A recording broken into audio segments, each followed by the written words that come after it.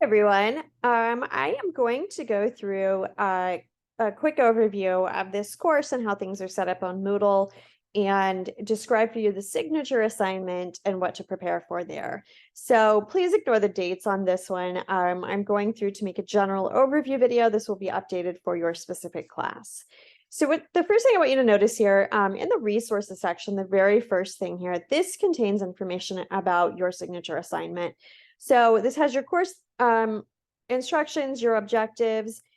Your signature assignment is a unit plan, and there's a rubric here. This is again in week 10. So I'm going to go over that in more detail at the end of the video. I just want to let you know that you should check that very first resources section there. Each week we have a different topic.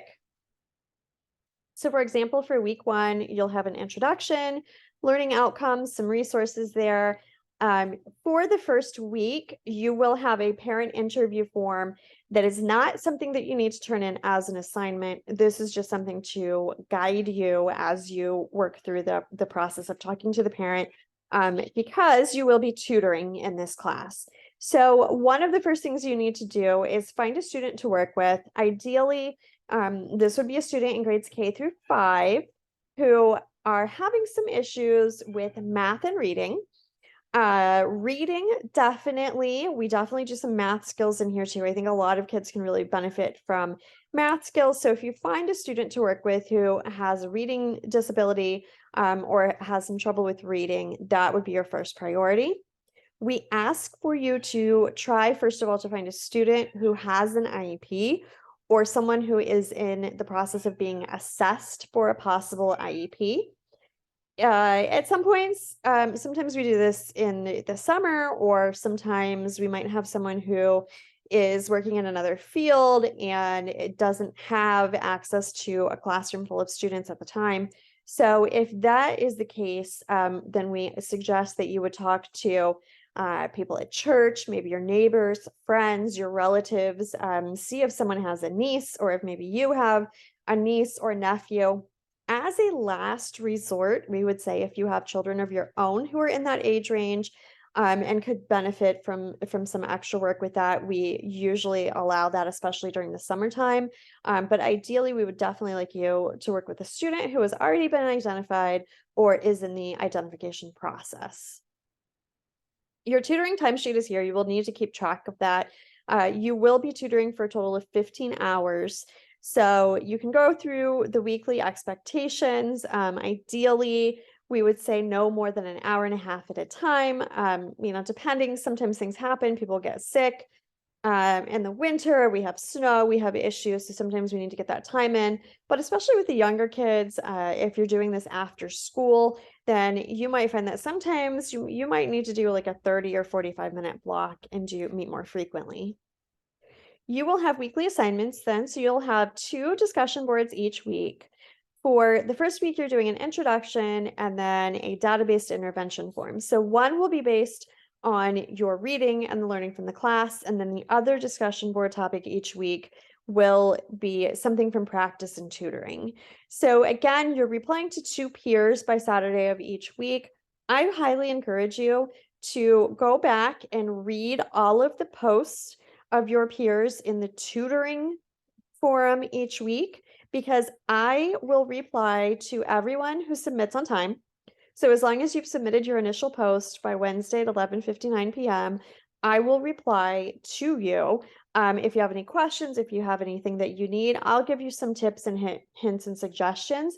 And you'll also be helping each other to find resources. So a lot of times you can get some really good information through feedback that I give to you and to your peers. So please make sure that you go back and check out what everybody else has said and things that I've suggested and that peers have suggested to them as well.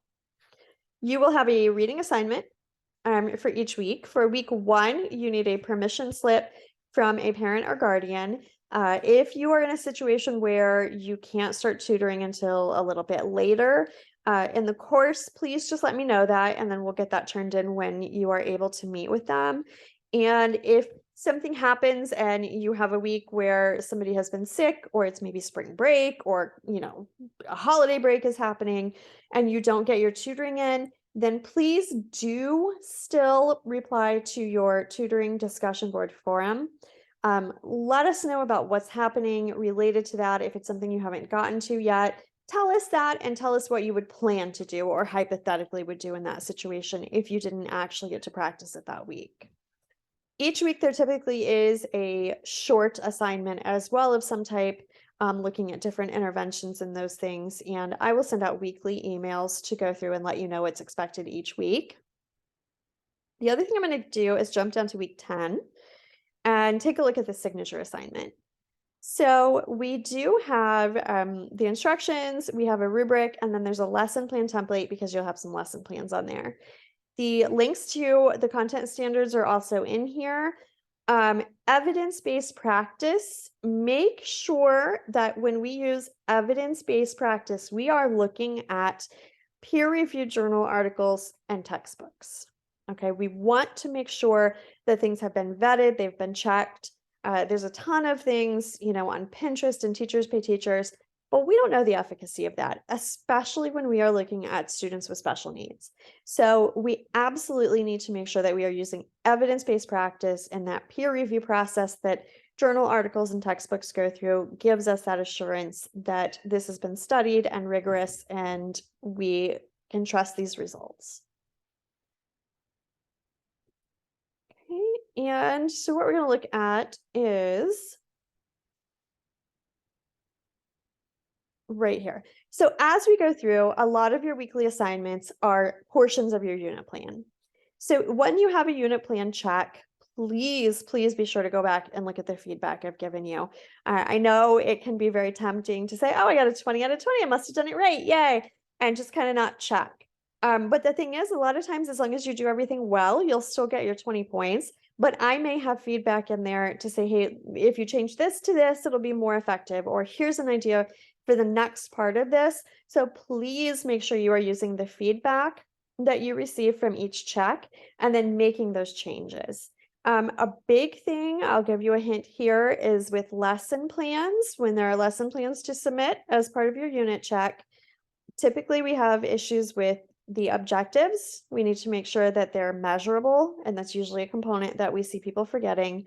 And then looking at what are we doing for subpopulations. So the gifted learners, ELL students, make sure that you have something, even if that's not something that, if you're in a classroom and you don't have an ELL student, that's fine. But what would you do if you did have a student working on that particular task? So make sure that you're going through all of those things as feedback. And let me find.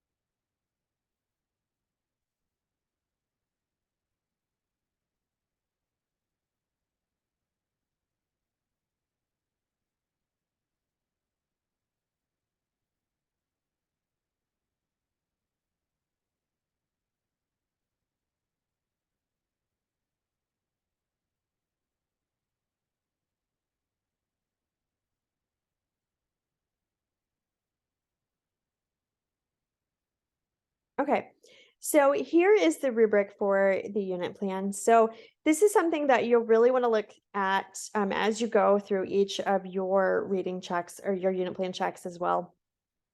So your overall focus should be on a good number of indicators to let you have a full idea of what is happening, what's expected of you. And learning standards are appropriately numbered and listed out in full. So make sure you have the entire thing listed. Provide a clear rationale that gives us, why is this important? What is the foundational learning? What does this lead to? What happens in the future with this? And make sure you have lots of different activities. Do we have hands-on engagement? Do we have audio? Do we have visual? Think about those UDL principles and make sure that you have those clearly stated. Your key understanding should be what students will know and be able to do as a result of the unit plan. and have a strong connection to language from Ohio's learning standards. So make sure that you're going back to the standards and talking about those key understandings, form those into essential questions. So those essential questions should guide your students into higher order thinking and problem solving. When you're looking at barriers, think about the types of things that you would think about for learners with special needs. So sensory things, visual, auditory, processing, memory, what might be tricky here? What might the students stumble with? Think about also, how are you presenting the information? Is it presented in different ways? Do they have different ways to show what they know? So again, those UDL principles come back. Your pre-assessment strategies, you should have a couple of different ways that connect to the standards. So this is what you're going to do before your unit to see what do they already know about this topic. This should be something that's closely connected to what you're doing at the end, right? So if you do a pre-assessment, you're saying, this is what I want them to do and learn by the end of the unit. How much do they already know going in? And then to compare that to see if they've made growth, we need to have a document or a test or assessment that tests the same things, the same standards, the same concepts. Okay, so, if you're doing a pre-assessment on multiplication and division, make sure that your post-assessment still aligns to that and is also multiplication and division as the most important concepts of what you're doing there. So 3 or more formative assessment strategies reflected in the Ohio Learning Standards. So we need to make sure that we're talking about data. So in the last section in this one, we also need to talk about how data impacts that instruction. So looking at your pretest results, the temptation will be to say, I will look at the data to see where I need to start or if I can move past some things. Sure, but be specific. Okay, so, if none of the students have mastered the main concepts of this, I need to start at the very beginning. I need to move on.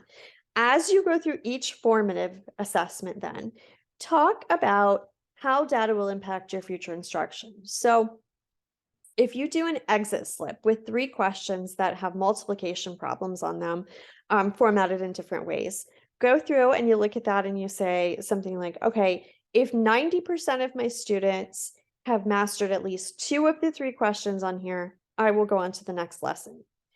If we don't have 90% getting 2 or more, I know I need to reteach the entire class. So when do we move on? When do we reteach the entire class? You may say if at least 75% of students get 2 out of 3 correct, I will move on to the next lesson for the full class. And the students who did not get at least 2 correct, I will work within a small group to review this skill. It's vital that you put that on there, especially as we're thinking about what are we doing with learners with special needs or learners who are struggling. So then your assessment, your summative, we are looking at a menu or choice board for this. So different options that the kids can have to use as UDL principles. So what are some choices, and making sure that each choice aligns to your objectives and also has something to do with your main principles, your essential questions. So your essential questions are what's forming your unit based on your summative. So if we begin with the end in mind and we do backwards design, we're looking at what do I want them to be able to do at the end. So if you create that summative assessment first and you say, okay, here are the skills they need to have mastered. Here's what they need to be able to put together by the end to consider them to have mastered these skills. You start with that and you can work back and say, what formatives do I need to do to get me to this summative?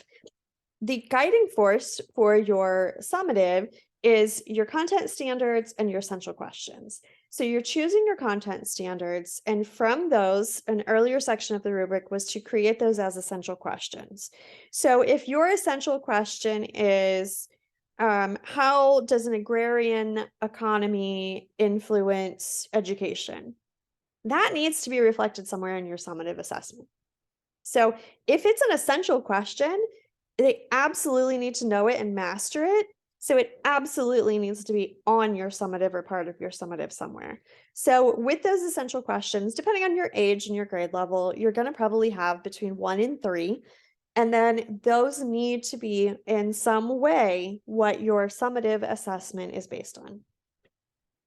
Vocabulary here, you're looking at what are the terms needed, what do students need to know. It definitely can be very easy to look at just content level vocabulary, but if we think about some things like analyze, assess, infer, that happens in questions. So sometimes when we're looking at our summative questions, infer what the author might have meant when he said blah blah blah. Well, if your students don't know what the word infer means, they're not going to be able to figure that out and get that question right and show you what they know, even if they would be able to figure out, oh, what was the author thinking here? So make sure you're thinking about those academic language terms too. Also, you need to have a plan for 2 to 3 evidence-based vocabulary strategies during the unit. And again, evidence-based means textbook or peer-reviewed journal articles. So make sure you are using quality sources there. Interdisciplinary connections. So looking at other subject areas. If you are doing science, this is typically we do science or social studies for this unit. So if you're doing a science unit, look at connecting social studies, math, reading. If you're doing a social studies unit, you're connecting science, math, reading, but also definitely look at connecting to arts, music, PE, those types of areas, and even some things like financial literacy. Particularly with social studies standards, even from very young grades, you're looking at different types of bartering and sharing and economy types of things that lead into later financial literacy. So the more you can bring in those real world connections from an early age, the better the student's foundation will be and the easier it'll be for them as they proceed through school and get into higher levels. Your evidence-based practice, again, you're talking about 4 different evidence-based practices tied into, from research literature, tied into the unit. So how do these practices support learning of all the students? Definitely looking at culturally and linguistically diverse and those who have exceptionalities, including gifted and talented. So a hint here would be if you are looking at, a science unit, whatever you're doing, I would just start going through like culturally diverse students and science instruction. So my Google Scholar search, linguistically diverse students and strategies for science instruction. Students with learning disabilities and science instruction, and then gifted students in science instruction. And I've got 4 different categories, and I've got 4 articles and 4 bits of evidence-based practice there. So that is really your best way to handle that one. Your lesson plans, I believe there are 3 required lesson plans, a minimum of 3. You can do more if your unit goes longer than 3 days. Objectives need to be measurable. Okay, so what are they doing? What is your criteria? And link to your content standards. So when we look at how we're using data to decide if we're moving on, in my example I gave you, if 80% get 2 or more correct, so we absolutely have to have that measurement in our objectives there, because if I just say students will learn to read, that doesn't tell me anything. I don't know. Have they mastered it? I don't know. So we have to have that measurement criteria in there. That is typically the biggest issue that we tend to see across the board with undergraduate and graduate level students, is writing an objective that's not measurable. Your lesson plans, you need to use some UDL in there. So giving us some explicit models, opportunities for practice, feedback. So what are we doing in different ways so that they can develop and demonstrate understanding? So those can be in your in-class activities. The UDL can also be in your formatives, your summatives, and in your approach to it. You can do different approaches for the same topic using different UDL strategies. New vocabulary for each lesson is there, and then anything needs to be in age appropriate terms. So what would the kids need to know, and thinking about that language demand. So if you have a lot of students who are ELL learners or people with reading disabilities, then you really need to review those vocabulary terms and make sure that you have that scaffolded. So your assessment for your lesson plans obviously needs to be aligned with your objectives, and it needs to follow those essential questions. And how are we monitoring progress? So what are we saying to students here? How do we let them know how well they did? So sometimes kids will, we become very grade dependent. Oh, I got an A, I'm fine. Or I got a B, I guess that's okay. We want to really move kids out of that and into true learning. So how can you give feedback on what they did well and what they can still be working on? And then how will that be used in the future? Again, we are looking at evidence-based practices here. So what's effective? How are we, hooking students? How are we chunking things and breaking things down and closing it? And modeling and guided practice are definitely good, especially if you include how you're going to give feedback to students in the moment or quickly after the lesson. So all of your lesson plans should be filled out in a way that they could be used by another teacher. So think about sub plans. What would we do for a sub, or if someone else is covering for me? And then if you've got any supplemental materials, include those. Your artifact reflection, good news here for you is that's 4 free points, because we are switching out of chalk and wire and into a new system that doesn't require an artifact. So that one right there is 4 good points as long as you turn something in. So I hope this kind of gives you an overall idea. I will send out weekly emails as well, with some reminders and hints in there. So I really think that it is your best bet here to just go back and review this video a few times throughout the course and email me when you have questions.